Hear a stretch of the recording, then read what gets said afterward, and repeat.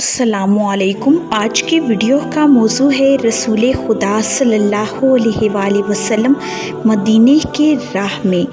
جنگ کے روز ہی آپ صلی اللہ علیہ وآلہ وسلم نے شہداء کو دفن کرنے کے بعد مدینے کا رخ کیا۔ راستے میں آپ صلی اللہ علیہ وآلہ وسلم کی ملاقات ایک انصار کی عورت سے ہوئی جس کے باپ، بھائی اور شوہر تینوں جنگ میں شہید ہو چکے تھے، اور وہ عورت آپ صلی اللہ علیہ وآلہ وسلم کی شہادت کی افواہ سن کر مدینہ سے چلی تھی۔ جب اس نے دیکھا کہ مسلمان واپس مدینہ کے لیے آ رہے ہیں تو بڑھ کر ان سے پوچھا کہ رسول اللہ صلی اللہ علیہ وآلہ وسلم کی خیریت بتاؤ۔ اس پر لوگوں نے اس کے باپ، بھائی اور شوہر کی شہادت کی بات بتائی اور یہ بھی بتایا کہ رسول اللہ صلی اللہ علیہ وآلہ وسلم باخیریت ہیں۔ پھر رسول اللہ کی طرف لوگوں نے اشارہ کیا۔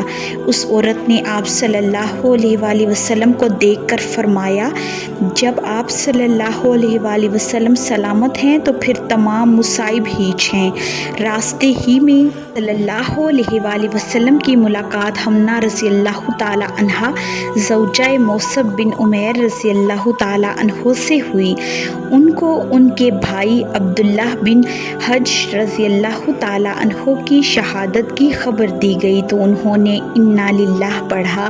پھر انہیں ان کے ماموں حمزہ رضی اللہ تعالی عنہ کی شہادت کی خبر دی گئی تو انا للہ پڑھیں، اور پھر ان کے شوہر علم بردار اسلام حضرت مصعب بن عمیر رضی اللہ تعالی عنہ کی شہادت کی خبر دی گئی تو وہ یہ سن کر چیخ پڑی اور زاروں کی طرح رونے لگی۔ آپ صلی اللہ علیہ وآلہ وسلم نے یہ کیفیت دیکھ کر فرمایا، عورت کو شوہر کی محبت زیادہ ہوتی ہے۔ اثناء راہ میں حضرت سعد بن معاذ رضی اللہ تعالی عنہ کی والدہ سے آپ صلی اللہ علیہ وآلہ وسلم کی ملاقات ہوئی۔ حضرت سعد رضی اللہ تعالی عنہ نے آپ صلی اللہ علیہ وآلہ وسلم سے کہا کہ یہ میری والدہ ہیں۔ اس پر رسول اللہ صلی اللہ علیہ وآلہ وسلم نے انہیں مرحبا کہا اور انہیں ان کے صاحبزادے عمرو بن معاذ رضی اللہ تعالی عنہ کی شہادت پر انہیں صبر کرنے کی تلقین کی۔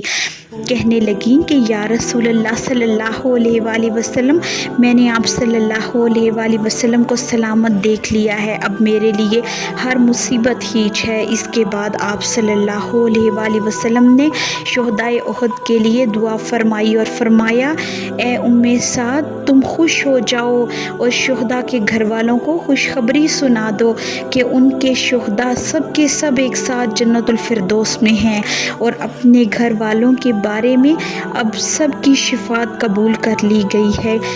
سعد نے کہا کہ اے اللہ کے رسول صلی اللہ علیہ وآلہ وسلم، ان کے پسماندگان کے لیے بھی دعا فرما دیجئے۔ آپ صلی اللہ علیہ وآلہ وسلم نے فرمایا، اے اللہ، ان کے دلوں کا غم دور کر، ان کی مصیبت کا بدل عطا فرما اور باقی ماندگان کی بہترین دیکھ بھال فرما۔ رسول اللہ صلی اللہ علیہ وآلہ وسلم اسی روز شام کے وقت مدینہ پہنچے، باوجود اس کے کہ صحابہ کرام رضی اللہ تعالیٰ عنہ زخموں سے چور چور تھے۔ مدینہ پہنچ کر مدینے کے سبھی راستے پر پہرا دینے لگے اور رات پہرا داری کرتے ہوئے ہی گزری۔ اس جنگ میں کفار قریش کے 37 آدمی قتل کیے گئے تھے اور مسلمان شہداء کی تعداد 70 تھی، جس میں ایک یہودی بھی قتل ہوا تھا۔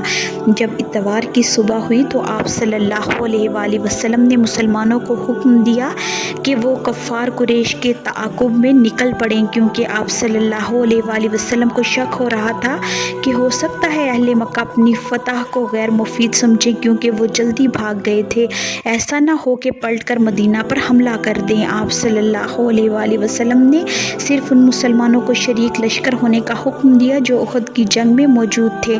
عبداللہ بن ابی نے شرکت کی اجازت طلب کی، لیکن آپ صلی اللہ علیہ وآلہ وسلم نے منع کر دیا، اور جابر بن عبداللہ کو اس وجہ سے شریک جنگ ہونے کی اجازت دی کہ ان کے والد نے انہیں لڑکیوں کی دیکھ بھال کے لیے گھر پر روک دیا تھا۔ آپ صلی اللہ علیہ وآلہ وسلم نے جابر رضی اللہ تعالیٰ عنہ کے اس عذر کو قبول کرتے ہوئے شرکت کی اجازت دی۔ مسلمانوں کا یہ قافلہ اتوار کے دن مدینہ سے نکلا اور 8 میل دور جا کر حمراء الاسد میں خیمہ زن ہوا۔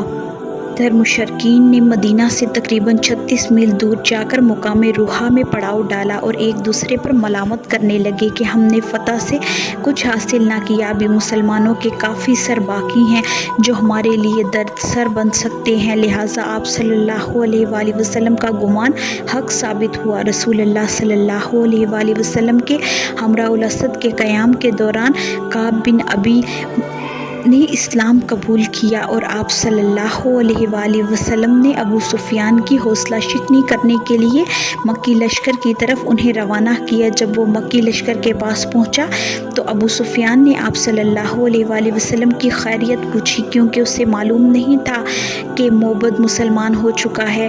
मोहब्बत ने कहा कि मुसलमान रसूलुल्लाह सल्लल्लाहु अलैहि वसल्लम की सिपह सलारी में तुम्हारे ताक़ुब को निकल चुके हैं और इसमें वो मुसलमान भी शामिल हैं जो जंग उहद में शामिल नहीं हुए थे। इस बात को सुनकर लश्कर कफ़ार में घबराहट पैदा हो गई और वो मक्का की जानिब भाग पड़े। रसूलुल्लाह सल्लल्लाहु अलैहि वसल्लम पीर, मंगल, बुध यानी कि 9, 10 और 11 शव्वाल 3 हिजरी तक हमराउल असद में ही तशरीफ़ फरमा रहे और उसके बाद मदीना को वापस हुए।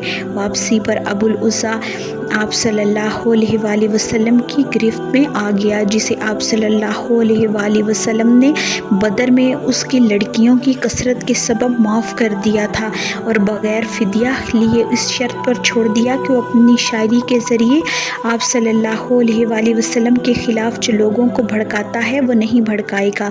लेकिन उसने वादा खिलाफ़ी की और अपनी शायरी के ज़रिए सहाबा कराम रज़ियल्लाहु ताला अन्हो के ख़िलाफ़ मुशरिकों को भड़काया।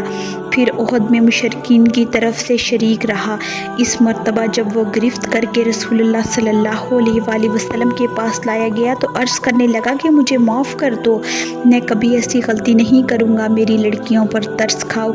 आप सल्लल्लाहु अलैहि वसल्लम ने फरमाया, अब ये नहीं हो सकता कि तुम मक्के जाकर अपने रुखसार पर हाथ फेरो और कहो कि मैंने मोहम्मद सल्लल्लाहु अलैहि वसल्लम को 2 मरतबा धोखा दिया है। मोमिन एक सुराख से 2 मरतबा नहीं डसा जा सकता। इसके बाद हज़रत ज़ुबैर रज़ियल्लाहु ताला अन्हो या हज़रत आसिम बिन साबित रज़ियल्लाहु ताला अन्हो ने उसकी गर्दन मार दी। कल की वीडियो में हम ग़ज़वा उहद के अंजाम के बारे में बात करेंगे। वीडियो को एंड तक देखने का बहुत शुक्रिया। अगर आपको आज की वीडियो पसंद आई हो तो लाइक, शेयर, कमेंट और सब्सक्राइब ज़रूर करें और घंटी के निशान को दबाएं ताकि आपको आने वाली वीडियोस की नोटिफिकेशन बर वक्त मिले।